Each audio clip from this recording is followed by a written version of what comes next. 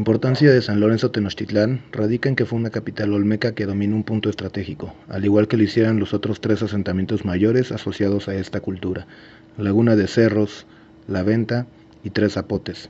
Esto permitió a sus poblaciones controlar la comunicación y el transporte terrestre y acuático entre estos y otros centros de poder. Asimismo, San Lorenzo se extendió sobre una gran isla tropical delimitada por ríos navegables y grandes llanuras de inundación en la cuenca baja del río Coatzacoalcos. El sitio está conformado por tres asentamientos menores, como lo son San Lorenzo, Potrero Nuevo y Tenochtitlán. La ocupación más antigua de San Lorenzo ocurrió entre el año 1500 al 1200 a.C. y llegó a albergar alrededor de 12.000 habitantes en su época de mayor esplendor, según algunas investigaciones. Para el año de 1960, el arqueólogo Alfonso Medellín Cenil, después de sondeos arqueológicos en la región de la Sierra de los Tuxtlas, propone que los olmecas extrajeron de esta zona la piedra basáltica como material de fabricación para sus enormes esculturas, más específicamente del Cerro Sintepec. La gran área de influencia olmeca se ve bañada por ríos y vertientes que podían haber facilitado el traslado de material pétreo a través de ríos navegables, tal y como lo representa el antropólogo y museógrafo recién fallecido Iker Larrauri, quien logró plasmar escenas muy realistas de las culturas mesoamericanas.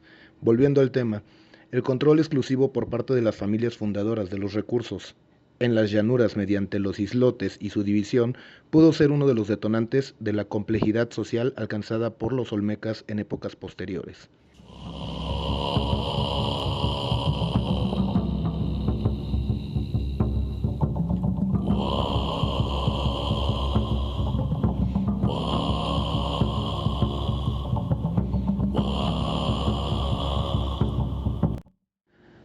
Para algunos investigadores, estas cabezas colosales podrían representar guerreros, sacerdotes o dioses de los antiguos olmecas. Más recientemente, se ha llegado a un acuerdo general que nos dice que se podrían tratar de gobernantes, aunque su significado no queda muy claro aún.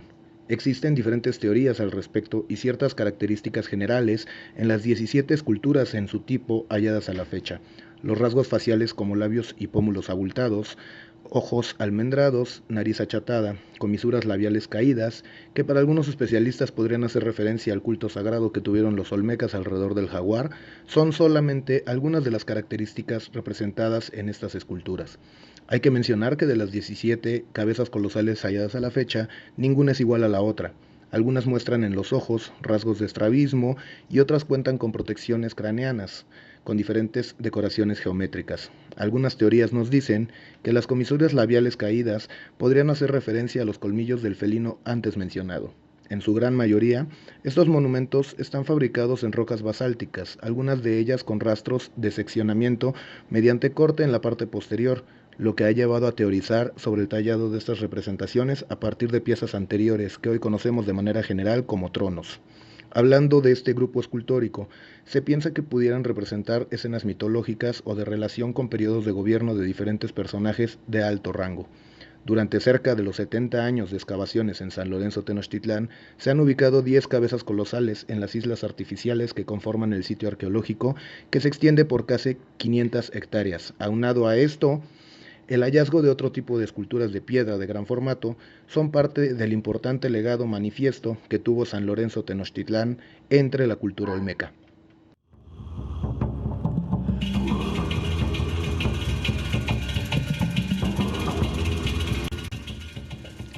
Los constructores de San Lorenzo adecuaron el terreno mediante la conectividad entre islas artificiales por medio de las nivelaciones del suelo, construcción de muros de contención y amplias plazas. La ocupación más antigua va del 1500 al 1200 a.C. y se piensa que para el año 850 a.C. se disparó el crecimiento poblacional y se intensificaron las actividades productivas y de subsistencia, con un progresivo interés en el cultivo del maíz.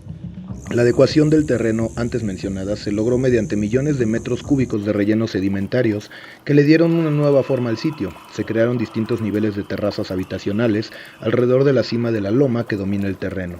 También se comenzaron a construir montículos bajos de entre 6 y 11 metros de altura para que funcionaran como los templos principales y edificios administrativos de la ciudad. Con este tipo de distribución urbana, comenzaron a planearse ciudades ya con una traza de mayor complejidad. Esto se ve reflejado al mismo tiempo en el centro de México con la construcción de los primeros asentamientos como Tlatilco, como Terremote y en épocas un poco posteriores, Cuicuilco.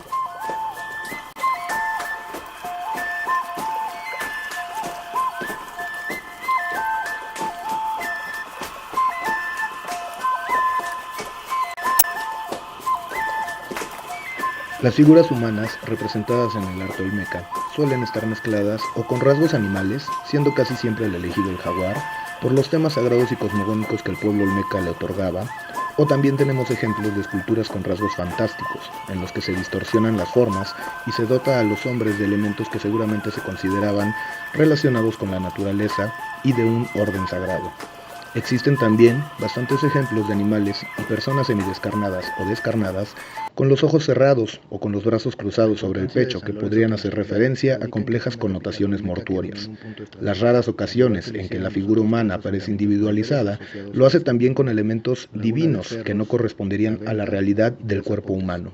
A pesar de los numerosos hallazgos realizados en todo el área olmeca, todavía hoy no se sabe a ciencia cierta qué procedimientos eran utilizados para obtener una talla tan exquisita, teniendo en cuenta que en esta época la especialización de los oficios todavía no alcanzaba el grado de desarrollo que veríamos en épocas posteriores de la periodización mesoamericana.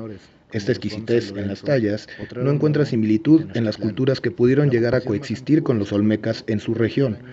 Para realizar estas esculturas se utilizaron piedras semipreciosas tales como el jade, la serpentina o la jadeíta y otras más que, mediante un fino pulimento, llegaban a tener reflejos casi cristalinos.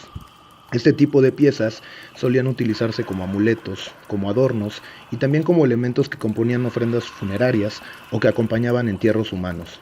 Algunos rasgos típicos de la escultura olmeca es que muestran una impresión de movimiento poco común en las obras de este tipo y temporalidad. Como ejemplo, tendríamos la escultura del luchador. Precisamente por esto, llama la atención el realismo que se manejaba en muchas de sus piezas. Otra particularidad presente en muchos ejemplos del arte escultórico olmeca es la deformación craneal. Algunas piezas, sobre todo en cerámica, aparecen con cabeza deformada y dan la impresión de ser niños.